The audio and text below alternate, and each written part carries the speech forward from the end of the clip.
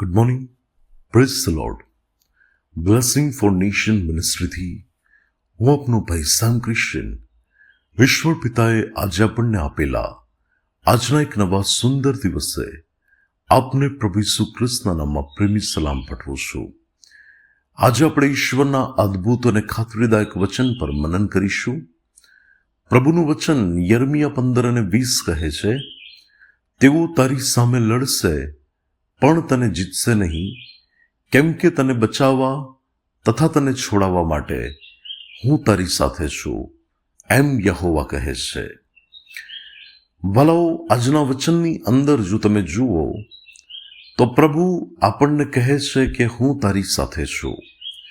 કેવી પરિસ્થિતિઓમાં કે જ્યારે શત્રુ તારી સામે છાવણી કરે, જ્યારે તારી વિરુદ્ધમાં શત્રુ કોઈ કાવતરા કરે, જ્યારે તને પાડી નાખવાને માટે શત્રુ પોતાનું પૂરું બળ લગાડે, પરંતુ પ્રભુ કહે છે કે હું એ પરિસ્થિતિઓની અંદર તારા શત્રુની સામે લડીશ અને તેઓ તને જીતશે નહીં, કેમ કે તને બચાવવા તથા તને છોડાવવા માટે હું તારી સાથે છું. વાલાઓ, જ્યારે દાઉદને ગોલિયાતનો સામનો કરવાનો હતો તો ગોલિયાત એ એક પ્રચંડ યોદ્ધો હતો, પરાક્રમી યોદ્ધો હતો, અને એની સામે દાઉદ એક બિન અનુભવી વ્યક્તિ કે જેને હથિયાર વાપરવાનો એટલો અનુભવ નથી, અને આવા પ્રચંડ યોદ્ધાની સામે એ પોતાના બળથી લડી શકે એમ પણ નહોતો. પરંતુ દાઉદ જાણતો હતો કે આ યુદ્ધ એ મારું યુદ્ધ નથી, પણ મારા પરમેશ્વરનું યુદ્ધ છે. અને એ પરિસ્થિતિની સામે જ્યારે તેણે એ બાબત માટે ઘોષણા કરી દીધી કે તું તલવાર, ભાલોને બરછી લઈને મારી સામે આવે છે, પરંતુ હું સૈન્યોના ઈશ્વર યહોવાના નામમાં તારી સામે આવું છું. અને તમે જાણો છો કે જ્યારે એ પરિસ્થિતિમાં જ્યારે તે આગળ વધે છે ત્યારે પ્રભુ પોતે તેની સાથે છે.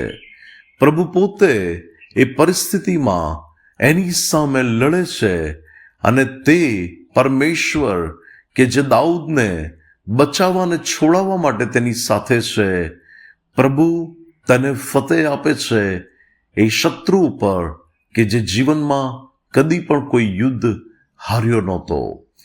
વાલાઓ, શત્રુ ગમે તેટલો બળવાન કેમ ના હોય, પરંતુ જ્યારે પરમેશ્વરના લોકોની સામે તે પડે છે ત્યારે એક જ પરિણામ જાહેર થાય છે, વિજયનું પરિણામ પ્રભુના લોકોને માટે. ઇઝરાયેલી લોકો જ્યારે મિસ્રની ગુલામીમાંથી જ્યારે કનાન તરફ આગળ વધવા જવા માટે નીકળ્યા, ત્યારે એ પરિસ્થિતિઓમાં પણ તેમને બચાવવા અને છોડાવવાને માટે પ્રભુ તેના લોકોની સાથે હતા, અને પ્રભુએ ફારૂન સામે લડીને તેને હરાવીને તેના લોકોને વિજય આપ્યો. આજે એ ફારૂન, આજે ગોલિયાત, આજે શત્રુ એ તમારી પરિસ્થિતિ કે તમારા જીવનના વિકટ પ્રશ્નો તમારી આગળ હોઈ શકે, પરંતુ એ પહાડ જેવા પ્રશ્નોને પણ હટાવવાનું સામર્થ્ય આજે પણ આપણા પ્રભુ ઈસુ ખ્રિસ્તની પાસે છે. આજે પણ તમારી પરિસ્થિતિઓને બદલવાનું સામર્થ્ય એ આપણા પરમેશ્વરની પાસે છે. પ્રભુએ માર્થાને કહ્યું કે જો તું વિશ્વાસ કરશે તો તું પ્રભુનો મહિમા જોશે.